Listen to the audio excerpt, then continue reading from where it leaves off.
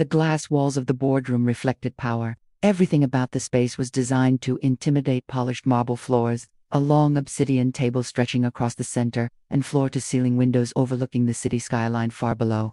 Men and women in tailored suits sat in silence, their expressions sharp, impatient, calculating. This wasn't just another meeting. This was the meeting. A deal worth hundreds of millions was about to be finalized, and every person in that room knew what was at stake. No one spoke, no one smiled. The air felt heavy. Then the door creaked open. It wasn't dramatic at first, just a small sound, but in a room that quiet, it cut through everything. Heads turned instantly, and what they saw didn't make sense. A man stepped inside, dark-skinned, mid-30s, calm eyes. But that wasn't what caught their attention. It was what he was wearing. A janitor's uniform, gray, slightly worn, a name tag clipped loosely to the chest. Cleaning gloves in one hand, a mop handle resting against his shoulder. For a second, no one reacted, like their brains needed time to process what they were seeing. Then it hit. Confusion turned into irritation. Irritation turned into offense, One of the executives snapped, leaning forward in his chair. "What are you doing in here?" The man didn't flinch. "I was told to come here," he said calmly. A few people exchanged looks. Then someone laughed, not a friendly laugh. The kind of laugh that already decides you don't belong. "Yeah, I'm sure you were," another man muttered, shaking his head. A woman near the head of the table sighed loudly, clearly annoyed. "This is a private executive meeting. You're not supposed to be in this area." The man stood still. No apology, no panic, just quiet. "Amorer," he said. That made it worse. The confidence in his voice didn't match the image in front of them, and that bothered them. One executive slammed his hand lightly against the table. "Then why are you still standing there? Get out." The room shifted. What started as confusion was now turning into something sharper, something uglier. The man adjusted his grip on the mop handle slightly, then spoke again, his tone unchanged. "I was instructed to be here at this exact time." Silence. Then another laugh, this one louder, mocking. "Who instructed you?" the same executive asked, leaning back with a smirk. "The cleaning supervisor." A few people chuckled under their breath. Phones started appearing subtly on the table. Not for work, for something else. "This is ridiculous," a man in an expensive navy suit muttered, already unlocking his phone. "We're wasting time." "Call security," someone said. "No, call the police," another voice added from the far end of the table. "If he's wandering into restricted areas, that's a problem." The man in the janitor uniform didn't react. Not to the tone, not to the words, not even when one of them actually started dialing. "Yeah," the man said into his phone, his eyes locked on the janitor. "We have an unauthorized individual in the executive boardroom." "Gosh, yes, right now." A strange energy filled the room. Power mixed with assumption. Control mixed with judgment. The janitor stood there in the middle of it all, calm, unmoved, unbothered, and somehow that made them even more uncomfortable. "Last chance," the first executive said sharply. "Walk out before this becomes a bigger issue for you." The man looked around the room slowly, making eye contact, one by one, not aggressively, not challengingly, just seeing them. Then he spoke. "I don't think you understand what's happening." That was it. That was the line that flipped everything. The man on the phone scoffed. "Oh, we understand perfectly." Another executive leaned forward, his voice colder now. "No, you don't understand. You're in the wrong place, and you're about to regret it." But the janitor didn't move, didn't argue, didn't defend himself. Instead, he set the mop gently against the wall, removed his gloves, slowly, carefully, like every movement mattered. The room quieted again, not because they respected him, but because something felt off. Then the door burst open, fast, urgent. A young assistant rushed in, slightly out of breath, eyes wide. "Sir," she started, then stopped when she saw the man standing in the room. Her expression changed instantly, from panic to shock. "Oh," she breathed. Every executive turned toward her. "What is it?" the woman at the head of the table demanded. "We're in the middle of something." The assistant didn't answer immediately. Her eyes were locked on the janitor. Then she spoke. "The new CEO is here." Silence. Complete. Absolute. Then a small chuckle. "Well, that's great timing," one of the executives said sarcastically. "Maybe they can deal with this situation." A few people smirked, relieved, thinking the problem was about to be handled. The assistant didn't laugh, didn't smile, didn't move. "Sir," she said again, her voice quieter now, and she wasn't looking at the executives. She was looking at him. Every head turned, slowly, like something heavy was pulling them.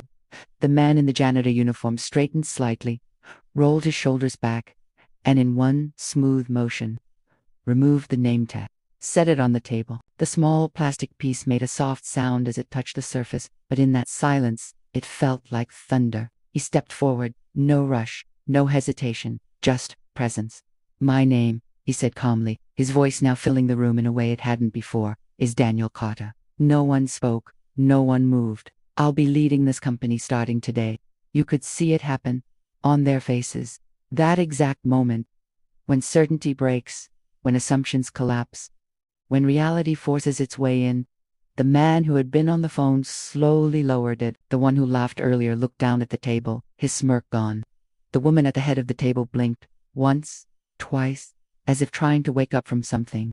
"No," someone whispered, but it was real, very real. Daniel Carter looked around the room again, same people, same faces, but now they looked different. Not because they changed, but because the truth had been revealed. "I like to observe before I introduce myself," he continued. "It tells me everything I need to know." No anger, no raised voice, just calm authority. And somehow, that was worse. The assistant stepped aside quietly, giving him space. The power in the room had shifted completely, not gradually, instantly. One of the executives stood up abruptly, forcing a nervous smile. "Mr. Carter, I think there's been a misunderstanding." Daniel raised a hand slightly, and the man stopped speaking. Just like that. "I agree," Daniel said. "There has been a misunderstanding." A pause, then, "But not the kind you think." The words landed heavier than anything else. The room felt smaller now, tighter, like the walls had moved closer. "I walked into this room," Daniel continued, "and within seconds, decisions were made about me. No one dared interrupt. Not based on what I said, not based on what I did." His eyes moved across the table. "Based on what you saw." A long silence followed. Some looked down, some stared straight ahead. Some couldn't even breathe normally.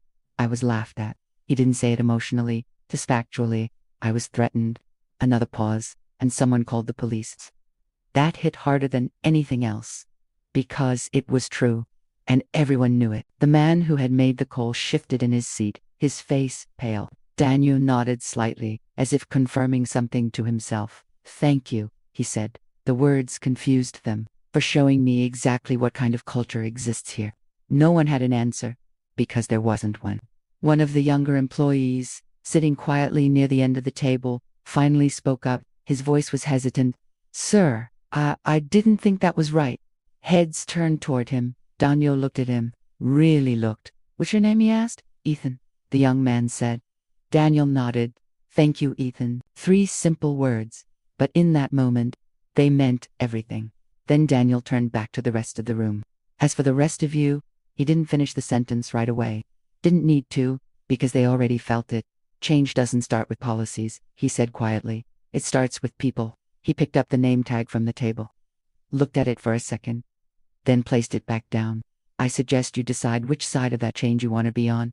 And with that, he walked to the head of the table. The seat reserved for power, for control, for leadership. And without asking, he took it. No one objected. No one questioned it. Because now they understood exactly who he was. And more importantly, who they had been. For a few seconds after he sat down, no one moved. It was like the room itself had frozen, trapped between what had just happened and what it meant moving forward. The same table that once felt like a place of control now felt like a spotlight, exposing every expression, every shifting glance, every ounce of discomfort no one could hide anymore. Daniel Carter rested his hands calmly on the table, his posture relaxed but undeniable. He didn't rush to speak again. He didn't need to. Silence was doing the work for him now, pressing down on everyone in that room, forcing them to sit with the weight of their own actions. One of the senior executives cleared his throat, attempting to regain some sense of authority. "Mr. Carter, welcome," he said, his voice carefully measured, but the crack underneath was obvious. "We're honored to have you." Daniel looked at him, not impressed, not offended, just aware. "Are you?" he asked, simply. The question landed harder than any accusation. The executive's mouth opened slightly, but no words came out this time. Another man quickly jumped in, forcing a tight smile. "I think what my colleague means is that we're all looking forward to working under your leadership." Daniel nodded once, slowly. "Good," he said. "Because that's exactly what's going to happen. No room for doubt, No space for interpretation. The authority in his voice wasn't loud, it was absolute. At the far end of the table, the man who had called the police shifted uncomfortably in his chair, his fingers tapping nervously against the surface. Bakalia, he started, but his voice faded when Daniel's eyes met his. You made a decision, Daniel said calmly. Own it. The man swallowed hard, nodding quickly. Yes, sir. That single moment said everything. Power had changed hands and everyone felt it. Daniel leaned back slightly, his gaze sweeping across the room again. Let's be clear about something, he continued. I didn't walk in here to embarrass anyone. A few people visibly relaxed for half a second. Then he added, you did that yourselves. The tension snapped right back. Near the middle of the table, a woman who had earlier looked the most irritated now avoided eye contact completely, staring down at her notes as if they suddenly mattered more than anything else in the world. Daniel noticed. He noticed everything. That kind of thinking, he said, his tone still even, doesn't just stay in this room. It affects hiring, promotions, opportunities. It shapes the entire company. No one argued, because no one could. Outside the glass walls, employees moved about their day, completely unaware that everything at the top had just shifted. But inside that room, it felt like a reset had just been forced into existence. Daniel leaned forward slightly now, his presence sharper. Starting today, things change. Every word was deliberate. Respect isn't conditional here. It's not based on titles, appearances, or assumptions. A pause. It's the standard. At the end of the table, Ethan sat a little straighter, his earlier hesitation replaced with something new hope. Daniel noticed that too. You spoke up, Daniel said, turning his attention to him again. Ethan blinked, slightly surprised. I just said what felt right. That's exactly the kind of voice this company needs, Daniel replied. A few executives exchanged quick glances. They understood what that meant and what it could mean for them. The room felt different, not just tense, but uncertain. The old rules, the unspoken hierarchies, the quiet biases that had once gone unchecked. They didn't feel as safe anymore. Daniel stood up slowly, and, immediately, so did everyone else. Not because they were told to, but because something in them knew they should. I'll be reviewing every department, he said, adjusting his cuff slightly. Every policy, every decision-making process. His eyes moved from one face to another, and every person. No one sat back down. No one spoke, because if this company is going to grow, he continued, it won't be built on assumptions. A final pause. It'll be built on integrity. The words settled into the room like something permanent. Something that wasn't going away. Daniel picked up a folder from the table documents that had been prepared for a meeting he had just completely redefined. Now, he said calmly, let's begin. And just like that, the same meeting that started with judgment, laughter, and disrespect, restarted under clarity, accountability, and control. But this time, everyone in that room knew one thing for certain. They weren't just being watched anymore. They were being understood. And there was no hiding from that.